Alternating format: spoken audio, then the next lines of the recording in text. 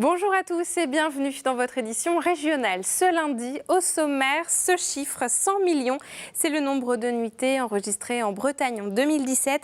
Cela faisait 10 ans que le tourisme n'avait pas atteint de tels chiffres dans la région. C'est l'heure des journées portes ouvertes dans les établissements scolaires et ce samedi, le lycée du Lycès à Quimper cherchait à recruter de nouveaux élèves dans ses filières industrielles. Et puis à l'heure où les produits ultra transformés sont pointés du doigt, la ville d'Hennebont a décidé de mettre en avant le fait maison avec un championnat de soupe. Ça s'est passé ce week-end et nous étions sur place. Nous parlerons aussi sport dans ce journal avec Ludovic Jean. Bonjour Ludovic. Bonjour Julie.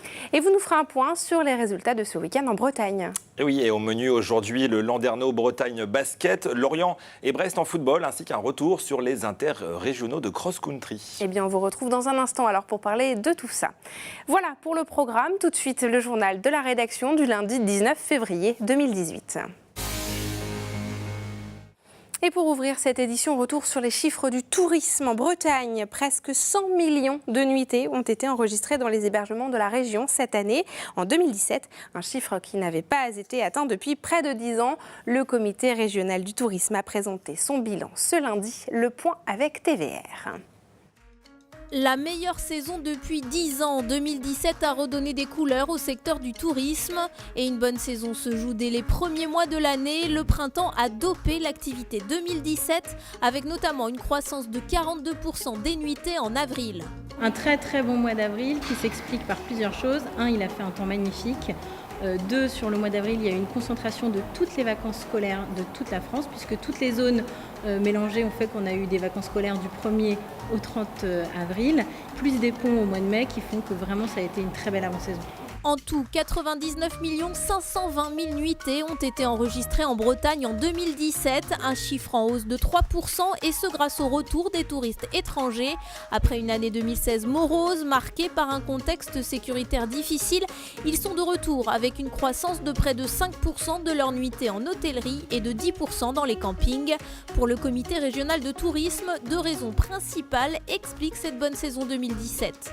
Nous avons l'arrivée de la LGV au mois de juillet, qui a dopé notre fréquentation sur le territoire, et également la campagne d'attractivité Passez à l'Ouest, qui a été assez formidable, reprise par un nombre considérable de Bretons, et puis primée à l'international, donc elle a eu un impact vraiment très très fort. Objectif pour 2018, faire venir plus de touristes étrangers, mais aussi des Français, notamment des urbains venant de Lyon ou Marseille, qui pourront profiter de nouvelles dessertes aériennes ou de la LGV.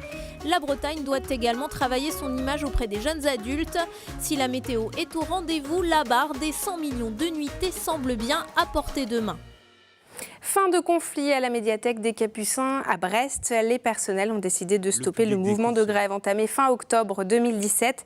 Depuis, la médiathèque était fermée tous les dimanches. Parmi les revendications, notamment plus de personnel pour faire fonctionner cet outil de plus de 7000 m². La métropole brestoise a proposé de créer 4 postes et de redéfinir les conditions du travail du dimanche. Des propositions qui ne satisfont pas totalement les salariés, mais ils ont tout de même décidé de suspendre la mobilisation. Ils disent non à l'expulsion de leurs camarades albanais. 500 élèves du lycée Le Sage se sont rassemblés ce lundi matin à Vannes avant le début des cours. Et Benjamin Bréon nous en dit plus sur cette information. Environ 500 élèves du lycée Le Sage de Vannes ont manifesté ce lundi matin en soutien à 2 de leurs camarades albanais et menacés d'expulsion du territoire français. Les 2 lycéens étaient expulsables à partir du 17 février. Ils ont obtenu un sursis et la préfecture doit revoir leur dossier. Course au sauvetage des documents ce lundi à Guingamp dans les Côtes-d'Armor après l'incendie qui a ravagé le bâtiment des archives municipales dans la nuit de vendredi à samedi. C'est un feu de poubelle qui a provoqué le sinistre en perçant une canalisation de gaz. Un quart des archives depuis 1945 a brûlé et le reste a été totalement détrempé lors de l'intervention des pompiers. Le breton Olivier François-Jean Leclinch, qui combattait au sein des forces kurdes sous le nom de Kendal Braze, aurait été tué au début du mois dans un bombardement turc en Syrie. Âgé de 40 ans, il s'était engagé en 2017 au sein de l'YPG, une milice kurde considérée comme terroriste par la Turquie. Dans une interview au Télégramme début février, il indiquait avoir l'intention de rentrer en Bretagne d'ici quelques mois. Il y avait foule ce samedi matin au Capucin à Brest pour le retour d'une des lignes d'arbres de la Jeanne d'Arc. Le fût qui reliait le moteur à l'hélice a été déposé à l'endroit même où il avait été tourné au début des années 60. 6,9 tonnes d'acier qui ont parcouru des millions de kilomètres autour du globe. Une des hélices se trouve pour sa part à Morgat, en presqu'île de Crozon, où elle a été installée en 2015. Quelques 200 supporters du Stade brestois ont manifesté leur colère vendredi soir avant Brest-Niort. Derrière une banderole « Supporter n'est pas criminel », ils protestaient contre les procédures engagées par le club à leur encontre. En cause en particulier, les poursuites pour l'utilisation de fumigènes, une tradition des COP. Ils ne sont entrés dans le stade Francis Leblay qu'un quart d'heure après le début de la rencontre. En février et en mars, c'est souvent le même rituel. Les établissements scolaires ouvrent leurs portes. C'est évidemment l'occasion pour les élèves de se renseigner sur leur future orientation. Et les filières technologiques peinent parfois à séduire. Pourtant, les lycéens en maintenance industrielle et production sont bien souvent engagés avant même d'être diplômés. Au lycée du Liquès à Quimper, le reportage de Frédéric Lorenzo. Forte affluence à Quimper ce samedi au lycée Le Liquès, un établissement qui accueille 3000 élèves dans des filières classiques mais aussi technologiques. Cette jeune fille a choisi le bac pro productique. Une initiation en cours de technologie au collège a été le déclic. Au départ, pendant toutes mes années de collège, j'avais juste 8 de moyenne en technologie. Et troisième trimestre, quand on a commencé à faire ça, j'ai eu 16. Ce qui m'a permis de savoir que c'était ce que je voulais. Et Mélissande peut se rassurer, le travail ne manque pas en usinage. Cet ancien élève du Liquès est devenu chef de 2 PME d'une vingtaine de salariés. Je suis arrivé au Liquès en 84. Et voilà, j'ai eu mon diplôme de tourneur-fraiseur. Et puis j'ai démarré le métier comme ça, sans savoir ce que c'était. Et j'ai voyagé dans le monde entier pour des constructeurs de machines en les mettant en place. Et si je n'avais pas fait ce métier-là, je ne sais pas si j'aurais pu avoir toutes ces opportunités. Plus loin, la maintenance industrielle a séduit Gwendal. Pas très motivé par l'école, ce jeune de Saint-Divy a trouvé sa voie. Là, dans la formation en bac pro sur les 3 ans, on va avoir de l'électricité, pneumatique, électropneumatique, hydraulique. Et on a beaucoup de démontage aussi sur différents systèmes. Milieu scolaire, en général, j'aime pas trop ça. Donc là, ça me permettait d'avoir une partie pratique qui me plaisait plus. Ce sont des formations qui ne sont pas très connues des jeunes et donc ils n'y pensent pas. Et l'important, c'est de les informer dès la 4e et en 3e pour leur montrer que ce sont des métiers qui ont beaucoup évolué par rapport à ce que leurs parents ou grands-parents ont connu et qui sont des métiers d'avenir.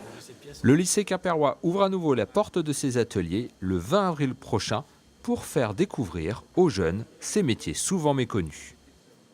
La semaine dernière, l'INSERM dévoilait une étude qui liait risque de cancer et consommation de plats ultra transformés comme les soupes instantanées. Pourtant, manger sain et maison, c'est facile. C'est en tout cas ce que prétend la ville d'Hennebont. Elle a organisé un championnat de soupe maison ce week-end et Karine Chevrolier a dégusté. Il n'y a pas l'odeur, mais bon. C'est fait maison. Ah oui. Il est loin, le traditionnel finit ta soupe. Ici, on en redemande. Choux, poireaux, carreaux pour les plus traditionnels, patates douces, lentilles, corail, gingembre pour celles aux saveurs d'ailleurs. Elle est ici sur toutes les lèvres, mais qu'est-ce qui fait une bonne soupe ? En fait, il faut qu'elle soit savoureuse, avec assez de consistance, donc qu'elle ne soit pas trop liquide et qu'il ne fasse pas l'impression d'une purée. Un bon mélange de produits, une belle répartition de produits, des épices aussi qui permettent de remonter le goût. Les bons ingrédients, on va dire. Les bons ingrédients, sans doute la recette magique. Ils étaient 10 soupiers à concourir au championnat organisé par Hennebont. Un concours inscrit dans le cadre du PLAA, Programme local agricole et alimentaire porté par la ville. L'objectif, c'est ensemble de mettre en place des actions qui vont favoriser le changement de comportement alimentaire au quotidien, faire en sorte que les gens consomment des produits plus locaux, de saison, peut-être moins de viande, des produits sous label, en agriculture biologique notamment. Et puis c'est aussi de transmettre, faciliter la transmission des exploitations, créer de l'emploi agricole ou alimentaire sur la ville.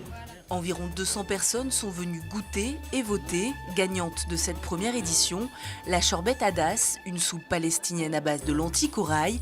Et pour son sous-pied, ce qui fait son succès, c'est... Parce qu'elle a été faite avec amour. Et quelques images de sport à présent. Ludovic Jean fait le tour des résultats en Bretagne. Et Ludovic, on démarre par du basketball et un nouveau succès pour Landerneau lors de la 17e journée de Ligue 2 féminine. Et je suis persuadé, Julie, que vous étiez devant votre écran samedi soir. C'était en direct sur TBO, TB Sud et TVRN pour assister à cette victoire du Landerneau Bretagne Basket face à Reims. Les Finistériennes qui enchaînent un 13e succès de rang dans ce championnat de Ligue 2. Victoire 73-58 qui permet au LBB de conforter sa place de leader au classement. Mais il faudra encore patienter un peu avant de parler de sacre pour les Finistériennes qui devront en passer par les playoffs avant d'espérer monter en Ligue féminine. On va enchaîner avec du football et la 26e journée de Ligue 2. Brest retrouve le chemin de la victoire pendant que Lorient s'incline de nouveau. Et en effet, ça ne va pas très fort actuellement pour le FC Lorient. Depuis quelques semaines, les Merlus ont de nouveau trébuché à domicile face à Auxerre lors de cette 26e journée de championnat. Défaite 3-1 pour des Lorientais qui n'ont plus gagné au Moustoir depuis le 13 janvier. De leur côté, les joueurs du Stade brestois ont retrouvé le sourire, eux, puisqu'ils ont enfin gagné un match en 2018. Succès 2-0 avec des buts de Faussurier, c'est le premier qu'on vient de voir. Puis Diallo en toute fin de rencontre. Au classement de cette Ligue 2, Lorient et Brest sont au coude à coude, 9e et 10e avec 41 points, à seulement 5 longueurs du podium, alors que Reims caracole toujours en tête.